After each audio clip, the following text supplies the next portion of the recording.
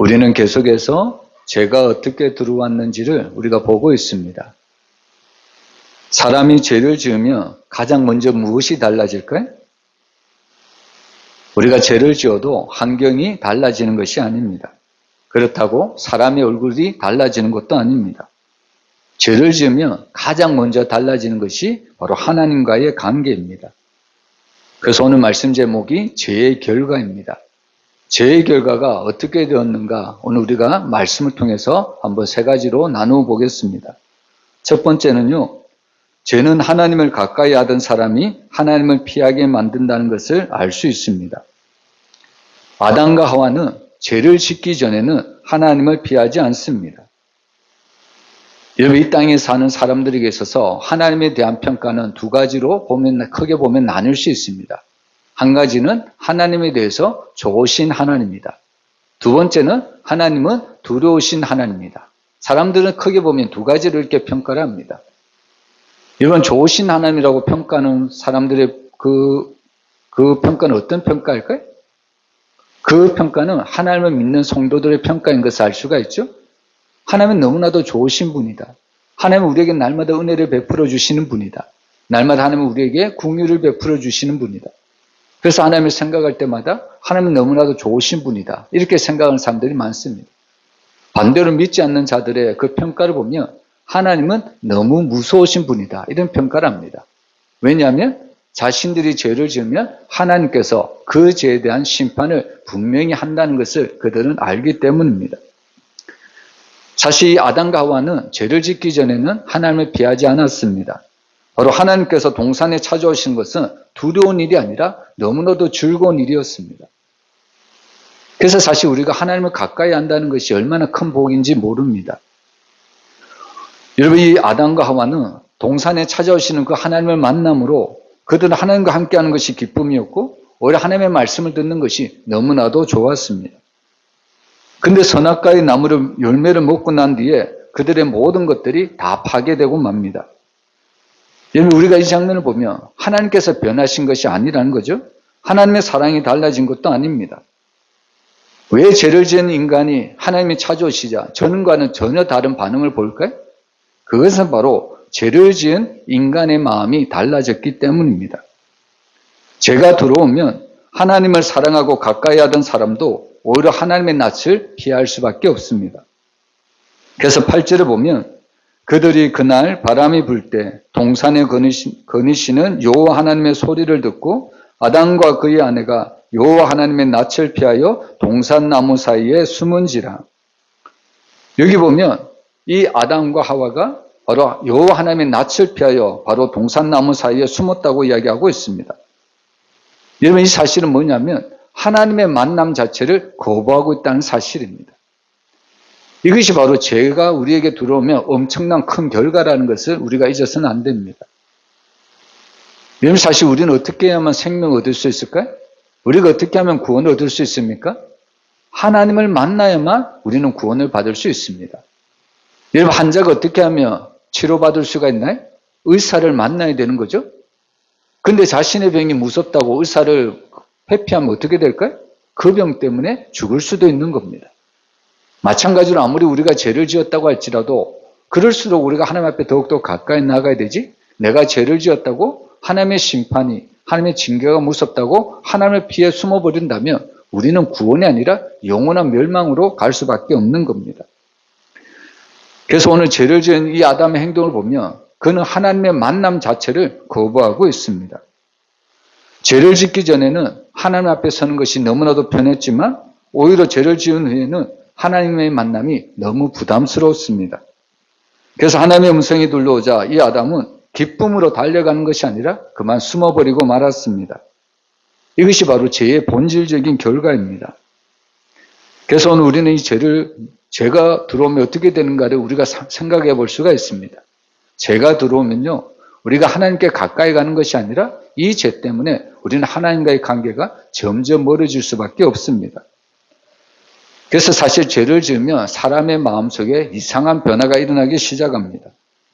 여러분, 죄가 들어오면요, 예배가 부담스러울 수도 있고요, 기도가 잘 되지 않을 수도 있고, 또한 말씀을 읽는 것이 불편하게 느껴질 수도 있습니다.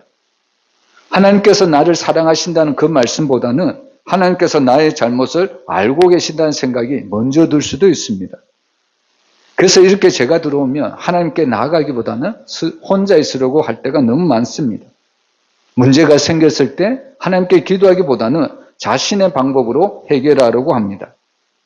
여러분, 이것이 바로 제가 만들어낸 영적인 숨음입니다. 우리가 성경을 보면 바로 죄를 지은 사람들이 바로 하나님 앞에 낯을 피하여 항상 숨는 것을 볼 수 있습니다. 이것이 바로 영적인 숨음입니다. 그래서 사실 죄를 지은 사람에게는요, 두 가지 길이 있습니다.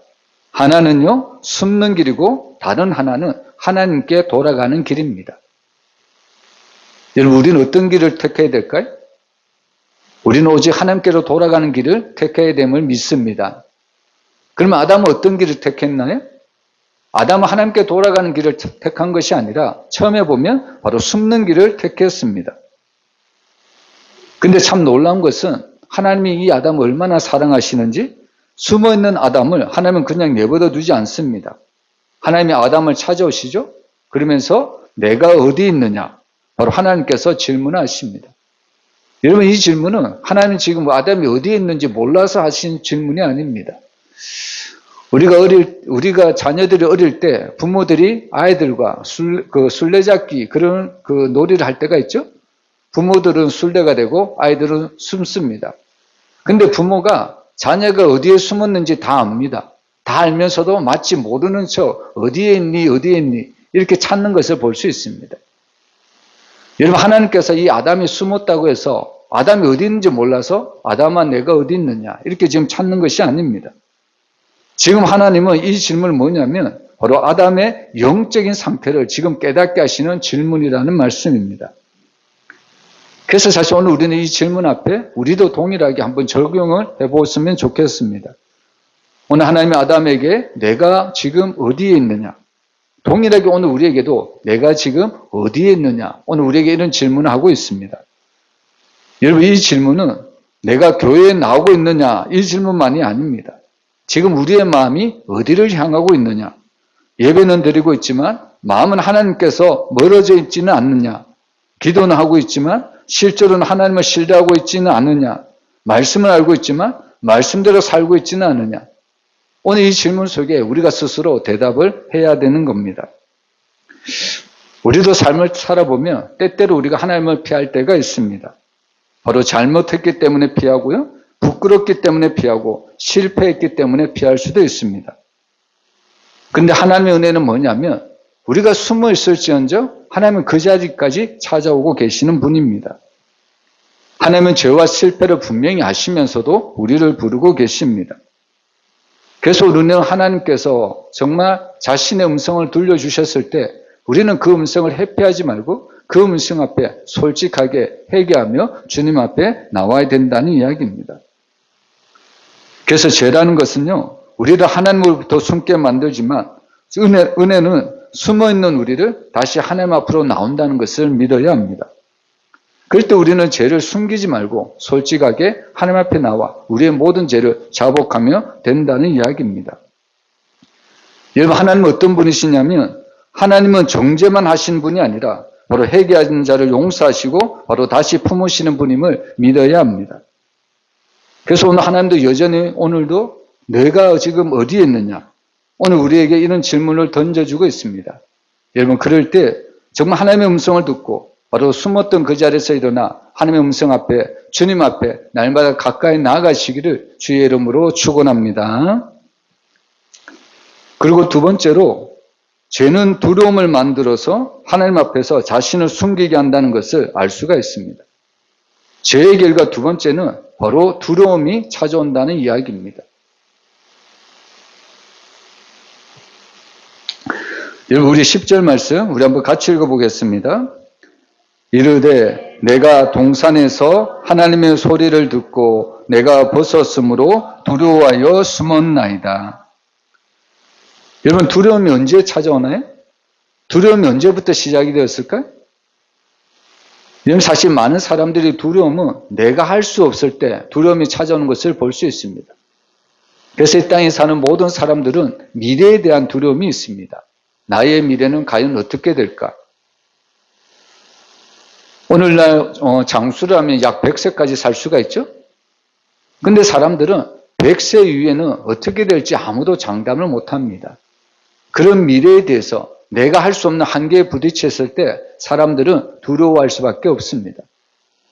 근데 그 두려움의 원초를 보면요. 그 두려움의 기초를 보면 그 원인이 어디서부터 시작됐냐면 바로 이 아담이 선악과를 따먹은 그 결과 바로 하나님의 낯을 피하여 하나님의 음성을 듣고 자신이 부끄러워서 바로 두려워서 숨었다고 분명히 우리에게 알려주고 있습니다.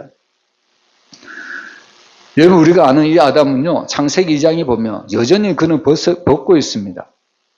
근데 그는 창세기 2장에서 벗었음에도 불구하고 부끄러워하는 것이 아니라 오히려 그는 그들의 그 상태 그대로 하나님의 친밀한 관계 속에서 살아갔던 것을 볼 수 있습니다.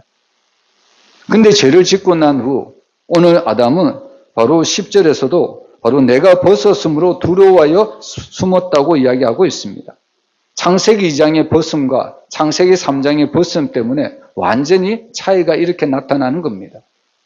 어떤 차이가 있을까요? 여러분 사실 이 행동의 차이는 그의 겉모습의 차이는 전혀 어떤 차이도 우리가 볼 수가 없습니다.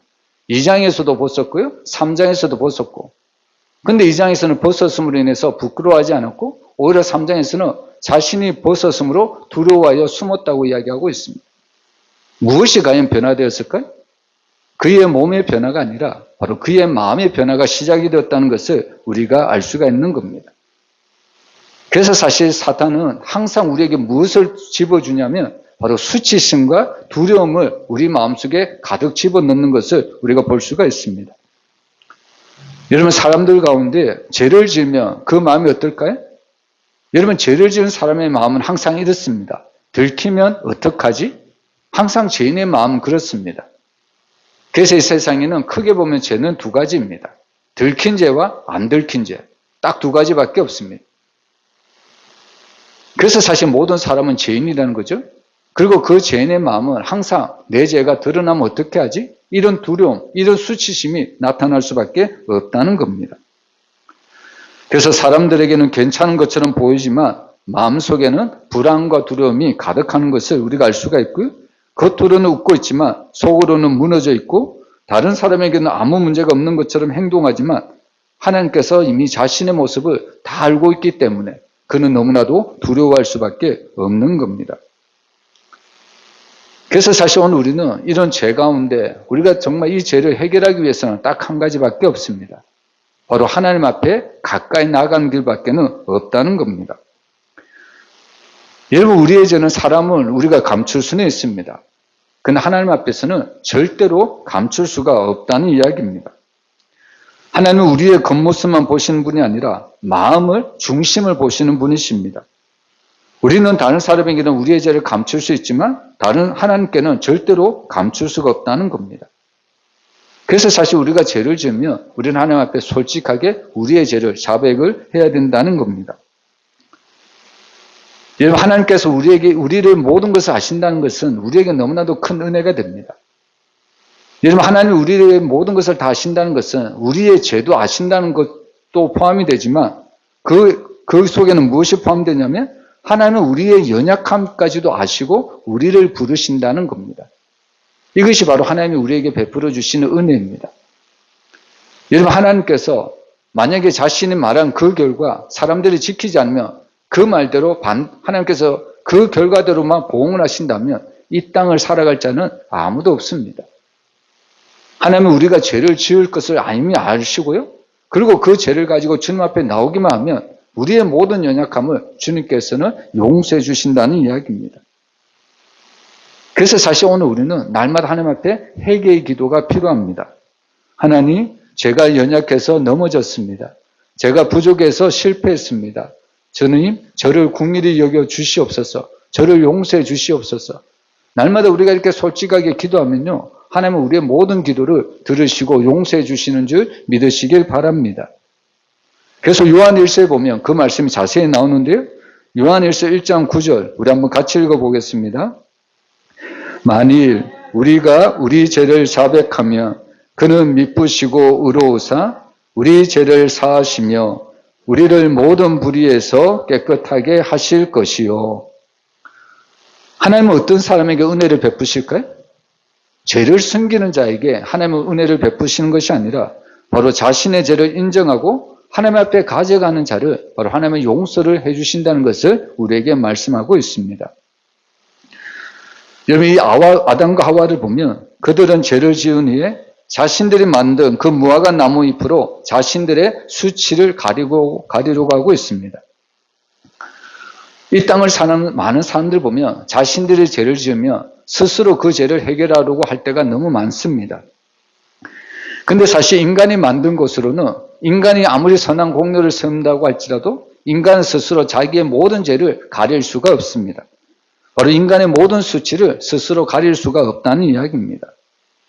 그래서 하나님께서는 바로 인간이 스스로 자신의 구원의 길을 갈 수 없기 때문에 하나님만이 우리에게 구원의 길을 열어주고 계십니다.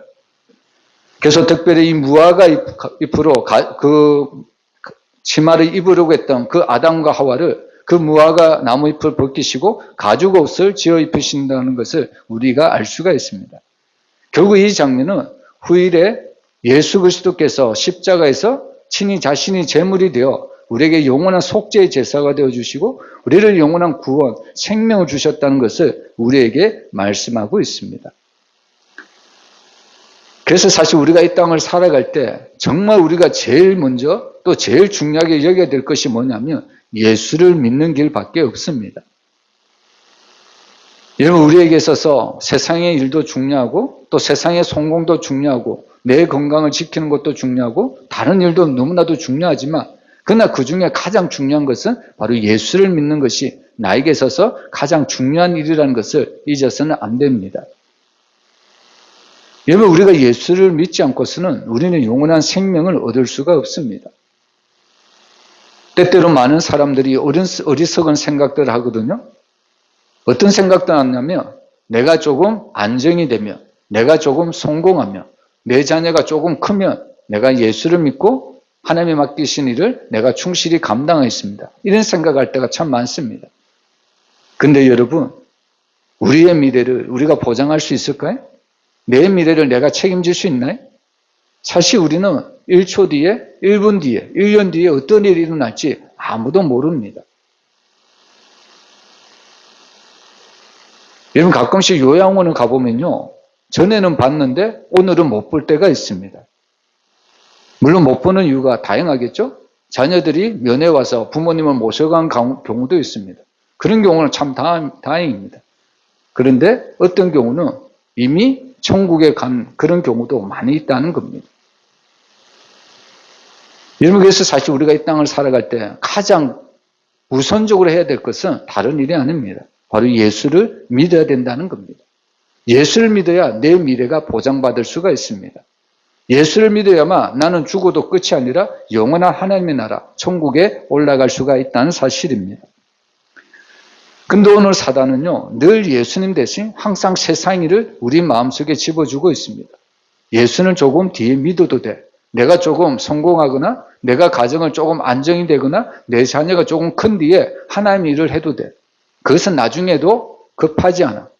이러면서 항상 하나님보다 세상 일을 먼저 집어주는 것이 바로 사단의 생각이라는 겁니다. 근데 이런 사단의 생각에 이끌리다 보면 우리는 가장 중요한 예수님을 우리가 어느 순간 놓쳐버릴 수도 있다는 겁니다. 그래서 오늘 이 죄라는 것은요, 결국에 예수님을 놓친 인생을 보면 그들 심령 속에 두려움이 찾을 수밖에 없고, 또한 자신이 지은 죄가 드러날까봐, 또한 그 죄가 드러나면 수치심을 가릴 수밖에 없다는 것을 우리에게 분명히 알려주고 있습니다. 그래서 우리가 이 땅에서 살아갈 때 가장 먼저 붙잡아야 될 것은 오직 예수를 믿는다는 것, 오직 예수가 나의 생명의 구주라는 것, 여러분 이것을 꼭 잊지 말았으면 좋겠습니다. 그리고 마지막으로 이 죄의 결과를 보면요, 죄는 책임을 다른 사람에게 돌리게 하여 관계를 무너뜨리고 있습니다. 오늘 하나님께서 아담에게 내가 내게 먹지 말라 명한 그 나무 열매를 내가 먹었느냐라고 물으셨습니다. 그때 아담의 대답이 뭡니까? 오늘 12절 우리 한번 같이 읽어보겠습니다. 아담이 이르되 하나님이 주셔서 나와 함께 있게 하신 여자 그가 그 나무 열매를 내게 주므로 내가 먹었나이다. 여러분, 하나님이 아담에게 내가 왜 그 나무 열매를 먹었느냐 이렇게 질문했을 때 아담이 뭐라고 이야기했습니까? 그 먹은 원인이 뭐라고 이야기합니까? 누구 탓으로 돌리죠? 자기 아내 하와에게 그 탓을 돌리는 것을 볼 수 있습니다. 근데 이 지금 아담은요, 하와에게 그 선악과를 먹어 바로 그 죄의 탓을 돌리는 것 같지만 사실은 그 위로 올라가서 하나님께 자신이 선악과를 먹을 수밖에 없다는 것을 하나님 탓으로 하나님께 모든 죄의 전가를 넘기고 있는 겁니다. 오늘 아담이 뭐라고 이야기하냐면 하나님이 주셔서 나와 함께 있게 하신 여자. 이 말 속에는 내가 언제 여자를 구했습니까? 내가 언제 아내를 구했습니까? 나는 하나님 앞에 이렇게 구하지도 않았는데 하나님께서 내 허락도 없이 여자를 주시더만 하나님 결국 주신 그 여자 때문에 내가 선악과를 먹은 거 아닙니까? 결국에 내가 죄를 범한 거 하나님 탓이지 않습니까? 아담은 바로 이런 이야기를 하고 있는 겁니다. 여러분, 이것이 바로 죄를 지은 사람의 특성입니다. 여러분, 죄를 지은 사람을 보세요. 자기 탓으로 돌리는 사람이 거의 없습니다. 항상 남 탓이죠. 뭐 부모 탓을 돌리든지 다른 사람 탓을 돌리든지 항상 다른 사람에게 그 다른 사람 때문에 자기가 죄를 지었다고 이야기를 하고 있는 것을 볼 수 있습니다. 근데 사실 아담에게는요, 제일 중요한 선택의 책임이 하나님으로부터 주어졌습니다. 누가 주었든 누가 주지 않았든 중요한 것은 하나님이 아담에게 제일 먼저 선악과를 먹지 말라고 한 겁니다. 그렇다면 자기 아내 하와가 주었더라도 그는 먹지 말아야 되죠. 아무리 뱀이 유혹을 한다고 할지라도 그는 먹지 말아야 합니다. 결국에 이 선택을 한 것은 하나님으로부터 바로 이 선택을 받았던 이 아담은 결국 스스로 이 선택을 자신이 함으로 바로 그 죄의 결과에 빠질 수밖에 없었다는 이야기입니다. 그래서 사실 사람들의 그 죄를 보면 항상 자기 탓을 자기에게 돌리는 것이 아니라 남의 탓으로 돌리는 것을 볼 수가 있습니다. 여러분, 흔히 우리가 부부 삶을 보면 이런 장면을 흔히 많이 볼 수가 있거든요. 남편은 아내의 잘못을 이야기하고 아내는 남편의 잘못을 이야기합니다. 서로의 잘못을 계속해서 이야기하다 보면 근데 나중에는 처음에 우리가 무엇 때문에 싸웠지? 이것까지 까마득하게 잃습니다. 여러분, 결국에 부부 싸움은요, 큰 것 때문에 싸우는 것이 아니라 사소한 것 때문에, 당신 때문에. 결국 이렇게 하다 보면 언쟁이 높아지고 계속해서 부부 싸움이 그치지 않는다는 겁니다. 여러분, 부모와 자녀들 간의 갈등도 그렇죠? 부모는 자녀에게 내가 부모 말씀을 안 들었기 때문에 우리 사이가 이렇게 힘든 거야. 늘 부모는 자녀 탓을 합니다. 또 직장에 다니는 부하 직원은 상사의 명령이었기 때문에 어쩔 수 없이 했습니다. 상사 탓을 돌리는 것을 볼 수 있죠. 교회에서도 봐도 똑같습니다. 저 성도 때문에 내가 어쩔 수 없이 이렇게 했습니다. 항상 죄라는 것은요, 항상 자기에게로 돌려야 되는데 항상 남 탓을 돌리는 것이 바로 죄의 결과라는 것을 우리가 알 수가 있습니다. 그래서 우리가 가만히 보면 죄라는 것이요, 사람의 손가락으로 우리가 정확하게 알 수가 있는데 죄는 항상 바깥을 다른 쪽을 향하게 되어 있습니다. 죄를 지은 사람의 특징을 보세요. 내 탓이다. 안쪽으로 향하는 사람이 거의 없습니다. 항상 다른 사람을 지적합니다. 이것이 바로 죄를 지은 사람의 특징이라는 겁니다. 근데 정말 우리가 아무리 다른 사람 때문에 우리가 죄를 짓는다고 할지라도 우리가 정말 예수를 믿는다면요, 항상 우리는 그 죄 앞에서 우리는 무너져야 합니다. 그리고 그 죄를 가지고 우리는 어디를 가지고 가야 되냐면 예수 그리스도의 십자가 앞에 우리는 그 죄를 들고 가야 된다는 이야기입니다. 세상 사람들은 그 죄를 가지고 항상 남 탓, 다른 사람 탓을 하지만 예수님을 믿는 사람들은요, 그 죄를 자신의 탓으로 돌립니다. 나 때문에 내가 무너지고 내 가정이 무너지고 우리 교회가 힘들게 되고 이 사회가 힘들었다고 모든 것들의 원인을 자기에게로 돌립니다. 그리고 그 모든 원인을 바로 예수 그리스도의 십자가 앞에 들어가서 바로 회개의 기도를 드린다는 이야기입니다. 여러분, 이 아담은 정말 하나님께서 너무나도 사랑스러워하는 존재였습니다. 그럼에도 불구하고 죄가 들어오자 결국에 죄의 결과가 결국에 모든 사람, 심지어는 하나님의 탓으로 모든 결과를 돌리는 것을 볼 수 있습니다. 오늘 우리는 이 장면을 통해서 무엇을 할 수 있냐면 결국 인간의 힘으로는 이 죄를 해결할 길이 없다는 것을 우리가 깨달을 수밖에 없습니다.